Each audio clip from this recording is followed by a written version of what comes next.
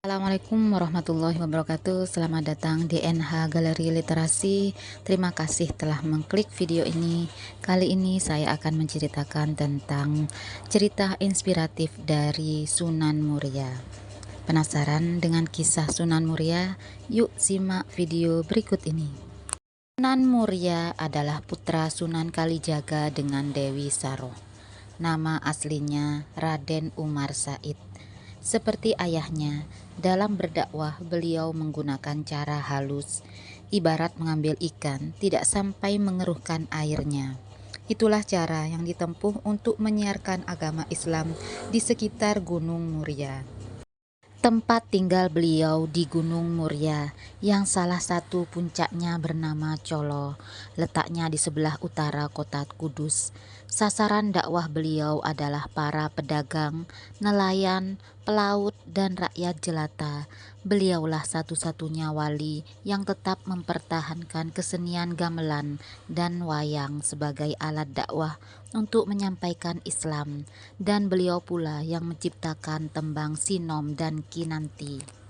Sunan Muria adalah wali yang sakti, kuat fisiknya, dapat dibuktikan dengan letak padepokannya yang terletak di atas gunung. Jarak antara kaki undak-undakan atau tangga dari bawah bukit sampai ke makam Sunan Muria tidak kurang dari 750 meter. Bayangkan jika Sunan Muria dan istrinya atau murid-muridnya setiap hari harus naik turun guna menyebarkan agama Islam kepada penduduk setempat atau berdakwah kepada para nelayan dan pelaut serta para pedagang. Hal itu tidak dapat dilakukan tanpa adanya fisik yang kuat. Soalnya menunggang kuda tidak mungkin dapat dilakukan untuk mencapai tempat tinggal Sunan Muria. Bukti bahwa Sunan Muria adalah guru yang sakti mandraguna dapat ditemukan dalam kisah perkawinan Sunan Muria dengan Dewi Roroyono.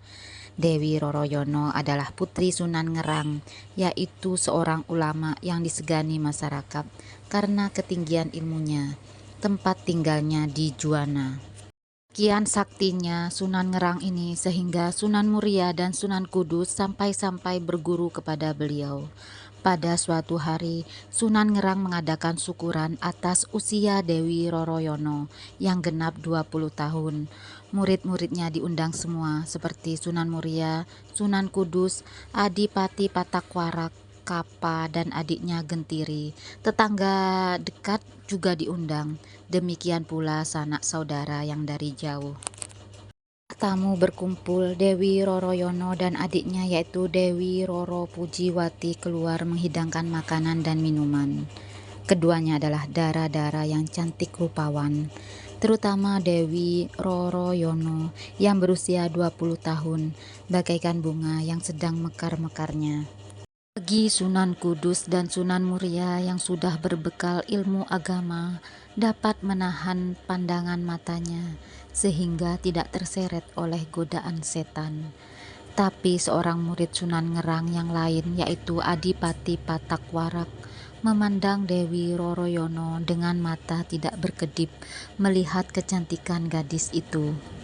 Sewaktu menjadi murid Sunan Ngerang, yaitu ketika Patakwarak belum menjadi seorang adipati, Roroyono masih kecil, belum nampak benar kecantikannya yang mempesona.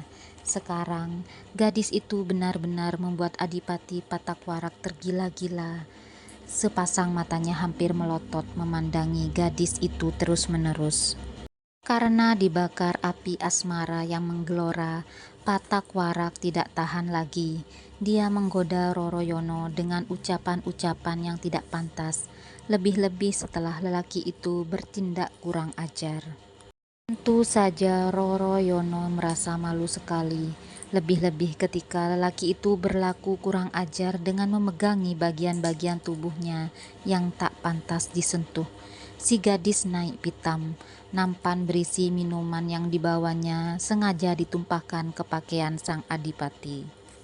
Patakwarak menyumpah-nyumpah Hatinya marah sekali diperlakukan seperti itu, apalagi dilihatnya para tamu menertawakan kekonyolannya itu.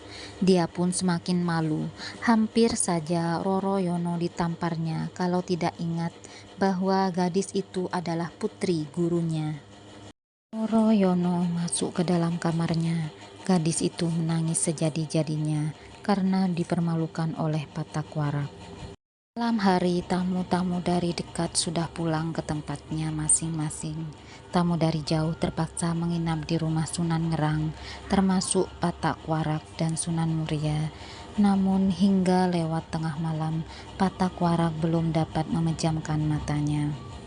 Patak Warak kemudian bangkit dari tidurnya, mengendap-endap ke kamar Roro Yono. Gadis itu disiramnya sehingga tak sadarkan diri. Kemudian melalui genteng, Patak Warak melorot turun dan membawa lari gadis itu melalui jendela. Dewi Roro Yono dibawa lari ke Mandalika, wilayah Keling atau Kediri.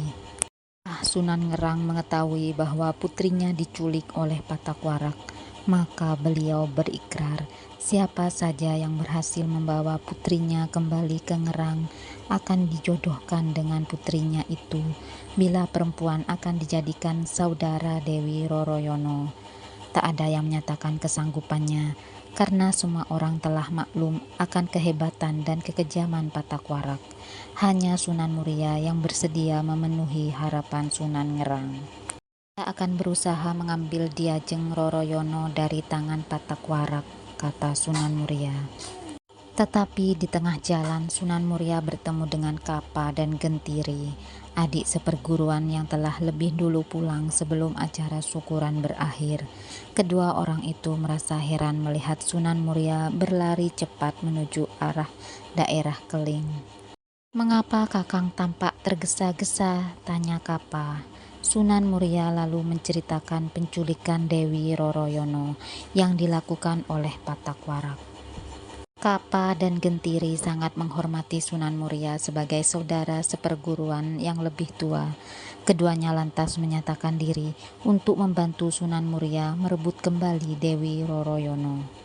Kakang sebaiknya pulang ke Padepokan Gunung Muria. Murid-murid Kakang sangat membutuhkan bimbingan. Biarlah kami yang berusaha merebut Diajeng Roro Yono kembali. Kalau berhasil, Kakang tetap berhak mengawininya. Kami hanya sekedar membantu, demikian kata Kapa. Aku masih sanggup untuk merebutnya sendiri, ujar Sunan Muria. Itu benar, tapi membimbing orang memperdalam agama Islam juga lebih penting. Percayalah pada kami pasti sanggup merebutnya kembali, kata Kapa ngotot.